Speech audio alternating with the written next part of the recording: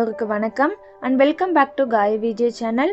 இன்னைக்கு நம்மளோட சேனலில் என்னோட ஒன் டே ரொட்டீன் vlog தான் பார்க்க போகிறீங்க. இந்த vlogல பார்த்தீங்கன்னா நிறைய குக்கிங் ரெசிபிலாம் நான் உங்களோட ஷேர் பண்ணியிருக்கேன். ஸோ வீடியோ ஃபுல்லாக ஸ்கிப் பண்ணாமல் பாருங்கள். தேர்ஸ்டே அன்னைக்கு எடுத்த vlog தான் இது. அன்னைக்கு காலையில் மார்னிங் பிரேக்ஃபாஸ்ட்டுக்கு வந்து சப்பாத்தி ப்ளஸ் வெஜ் குருமா வந்து ரெடி பண்ணியிருந்தேன். ஃபஸ்ட்டு வந்து சப்பாத்திக்கு மாவு பசைஞ்சு தனியாக எடுத்து வச்சுட்டு அதுக்கப்புறம் தான் வந்து பார்த்திங்கன்னா குருமாவுக்கு வந்து ரெடி பண்ணியிருந்தேன். சப்பாத்திக்கு மாவு வந்து பார்த்திங்கன்னா ரொம்ப மிக்ஸ் பண்ணி விடலை, லைட்டாக மாவெல்லாம் ஒன்று வர்றது போல் மிக்ஸ் பண்ணி விட்டுட்டு கொஞ்சமாக வந்து பார்த்திங்கன்னா மேலே லைட்டாக எண்ணெய் அப்ளை பண்ணிவிட்டு ஈரத்துணி போட்டு க்ளோஸ் பண்ணி மூடி வச்சுட்டேன். ஒரு 1/4 மணி நேரம் ஊறினதுக்கப்புறம் மறுபடியும் கையாலே ஒரு டைம் நல்லா மிக்ஸ் பண்ணி விட்டதுக்கப்புறம் சப்பாத்தி போட்டு எடுத்தோம்னா சப்பாத்தி நல்லா சாஃப்டாக வரும். அதனால தென் வெஜ் குருமாக்கு தேவையான காய்கறியெல்லாம் வந்து கட் பண்ணி வச்சுட்டேன். வெங்காயம், தக்காளி, அப்புறம் கேரட், உருளைக்கிழங்கு இதெல்லாம். பீன்ஸ் வந்து அன்றைக்கி நான் சேர்க்கலை, பீன்ஸும் கூட இது கூட போட்டுக்கலாம், சூப்பராக இருக்கும். இதுக்கு வந்து ஒரு மசாலா வந்து நம்ம அரைச்சி சேர்க்க போகிறோம். அதுக்கு ஒரு மிக்ஸி ஜாரில் ஒரு 1/4 மூடி அளவுக்கு தேங்காய் சேர்த்துருக்கேன். ஒரு சின்ன துண்டு இஞ்சி, 4-5 பல் பூண்டு வந்து தோல் உரிக்காமல் சேர்த்துருக்கேன். 1 டேபிள் ஸ்பூன் சோம்பு, 1 டேபிள் ஸ்பூன் கசகசா, ஒரு சின்ன துண்டு பட்டை, 4-5 கிராம்பு, ஒரு சின்ன அன்னாச்சிப்பூ, ஒரு பச்சை மிளகாய் உங்களோட காரத்துக்கு தகுந்தது போல் சேர்த்துக்கோங்க. ஒரு 4-5 முந்திரி சேர்த்து தேவையான அளவு தண்ணி ஊற்றி நல்லா மைய அரைச்சி எடுத்துக்க வேண்டியதான். அதுக்கப்புறம் குருமா தாளிப்புக்கு வந்து ஸ்டவ் ஆன் பண்ணிவிட்டு ஒரு பேனில் ஒரு 2 டேபிள் ஸ்பூன் அளவுக்கு நல்லெண்ணெய் சேர்த்துருக்கேன். நல்லெண்ணெய் ஹீட் ஆனதுக்கப்புறம் ஒரு பிரியாணி இலை, ஒரு சின்ன துண்டு பட்டை, அதுக்கப்புறம் ஒரு பட்டைப்பூ சேர்த்து லைட்டாக பொரிஞ்சதும் ஒரு பெரிய வெங்காயத்தை நீல வாக்கில் பொடிசாக கட் பண்ணி வச்சுருந்தது அதையும் சேர்த்து நல்லா வதக்கி விட்டுக்க வேண்டியதான். வெங்காயம் சீக்கிரமாக வதங்குறதுக்காக கொஞ்சமாக உப்பு சேர்த்து நல்லா மிக்ஸ் பண்ணி விட்டுக்க வேண்டியதான். இப்போ நல்லா வெங்காயம் ஓரளவுக்கு வதங்கிடுச்சு. இந்த ஸ்டேஜில் வந்து பார்த்திங்கன்னா ஒரு பெரிய சைஸ் தக்காளி இதையும் நீல வாக்கில் பொடிசாக கட் பண்ணி வச்சுருக்கேன், அதையும் சேர்த்து ஒரு நிமிஷம் மிக்ஸ் பண்ணி விட்டதோ ஒரு நிமிஷம் மூடி போட்டு விட்டுட்டேன் தக்காளி நல்லா மசிஞ்சு வரதுக்காக.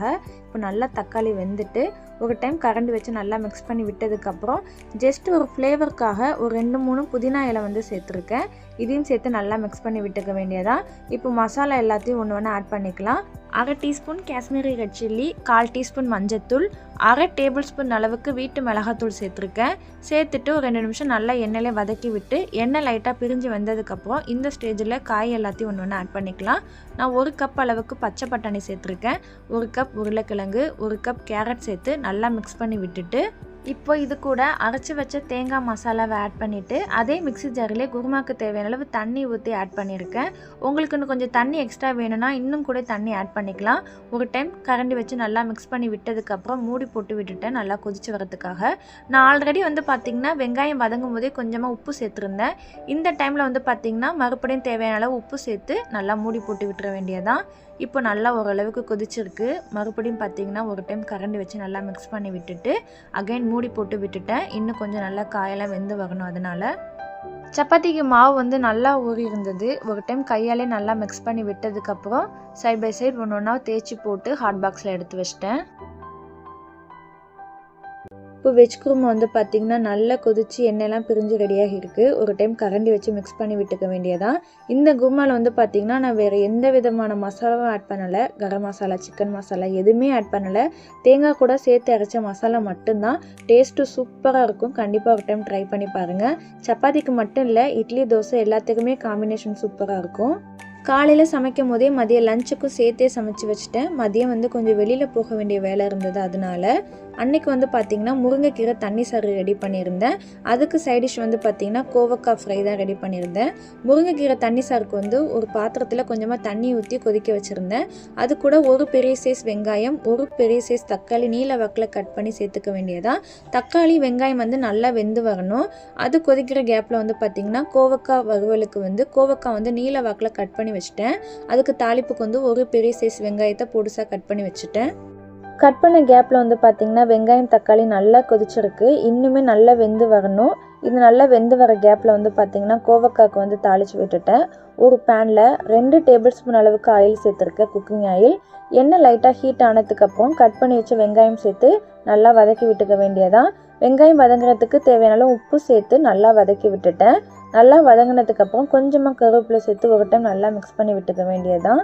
இப்போ வெங்காயம் வந்து பார்த்திங்கன்னா நல்லா வதங்கியிருக்கு. இந்த டைமில் வீட்டு மிளகாத்தூள் ஒரு 1.5 டேபிள் ஸ்பூன் அளவுக்கு சேர்த்து அதையும் வந்து பார்த்திங்கன்னா ஒரு நிமிஷம் வந்து எண்ணெயிலே வதக்கி விட்டுக்க வேண்டியதான்.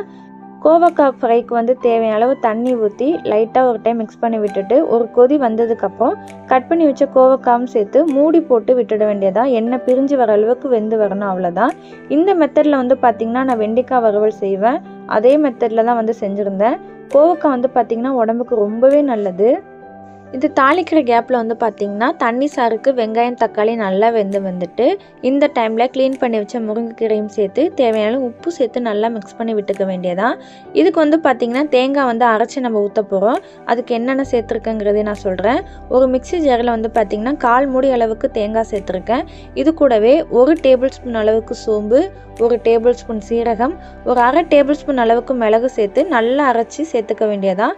மிளகு மட்டும் வந்து பார்த்திங்கன்னா காரம் கொஞ்சம் அதிகமாக வேணும்னா நீங்கள் 1 டேபிள் ஸ்பூன் அளவு கூட சேர்த்துக்கலாம். முருங்கைக்கீரை சேர்த்து ரொம்ப நேரம் கொதிக்கணும்னு அவசியம் இல்லை. லைட்டாக ஒரு கொதி வந்ததுக்கப்புறம் அரைச்ச தேங்காய் மசாலா சேர்த்துக்க வேண்டியதான். தண்ணி சாருங்கிறதுனால கொஞ்சம் தண்ணி அதிகமாக சேர்த்துக்கோங்க, அப்போ தான் கரெக்டாக இருக்கும். இந்த மெத்தடில் வந்து பார்த்திங்கன்னா எங்கள் அம்மா செய்வாங்க. டேஸ்ட் வைஸ் சூப்பராக இருக்கும். இது உடம்புக்குமே பார்த்திங்கன்னா ரொம்ப நல்லது. குழந்தைங்களும் நல்லா விரும்பி சாப்பிடுவாங்க. கீரை சாப்பிடாத குழந்தைங்களுக்கு கண்டிப்பாக இந்த மெத்தடில் ட்ரை பண்ணி கொடுங்க, நல்லா சாப்பிடுவாங்க. இது ரொம்ப நேரம் கொதிக்கணும்னு அவசியம் இல்லை. ரசம் எப்படி லைட்டாக நுர தட்டி வரும்போது ஆஃப் பண்ணுவோமோ அதே மாதிரி தான் இதையும் வந்து ஆஃப் பண்ணணும். ரொம்ப நேரம் கொதிச்சா டேஸ்ட் வந்து மாறிடும்னு சொல்லுவாங்க. கோவக்காய் வந்து பார்த்திங்கன்னா நல்லா வெந்து எண்ணெய் பிரிஞ்சு வந்துட்டு ஒரு டைம் கரண்டி வச்சு மிக்ஸ் பண்ணி விட்டதுக்கப்புறம் மூடி போட்டு விட்டுட்டேன். காலையில் 10 மணிக்குள்ளே வந்து பார்த்திங்கன்னா மதியத்துக்கும் காலையிலக்கும் சேர்த்தே சமைச்சு வச்சுட்டேன். மார்னிங் பிரேக்ஃபாஸ்ட் மட்டும் சாப்பிட்டுட்டு ஒரு 11 மணி வாக்கில் வந்து பார்த்திங்கன்னா அரியலூர் போயிருந்தோம். தம்பிக்கு வந்து கொஞ்சம் ஹாஸ்பிட்டல் போக வேண்டிய வேலை இருந்தது. அங்கே போயிட்டு அதுக்கப்புறம் வந்து பார்த்திங்கன்னா கடத்தருக்கு போயிருந்தோம். ஏபிஎன் ஜவுளி கடைக்கு போயிருந்தோம். கொஞ்சம் லைனிங் துணி வந்து வாங்க வேண்டியிருந்தது. அப்புறம் கொஞ்சம் ட்ரெஸ்ஸும் வாங்க வேண்டியிருந்ததுனால அங்கே போயிட்டு வாங்கிட்டு ரிட்டன் வந்து பார்த்திங்கன்னா லஞ்சு சாப்பிட்டுட்டு கொஞ்சம் ரெஸ்ட் எடுத்துட்டோம். அன்னைக்கு வியாழக்கிழமைங்கிறதுனால சாய்பாபாவுக்கு வந்து ஈவினிங் விளக்கேற்றி சாமி கும்பிட்டாச்சு.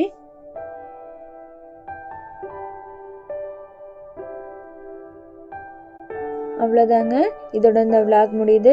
அடுத்த ஒரு இன்ட்ரெஸ்டிங்கான விளாக்ல உங்கள் எல்லாரையும் நான் மீட் பண்ணுறேன். பாய்.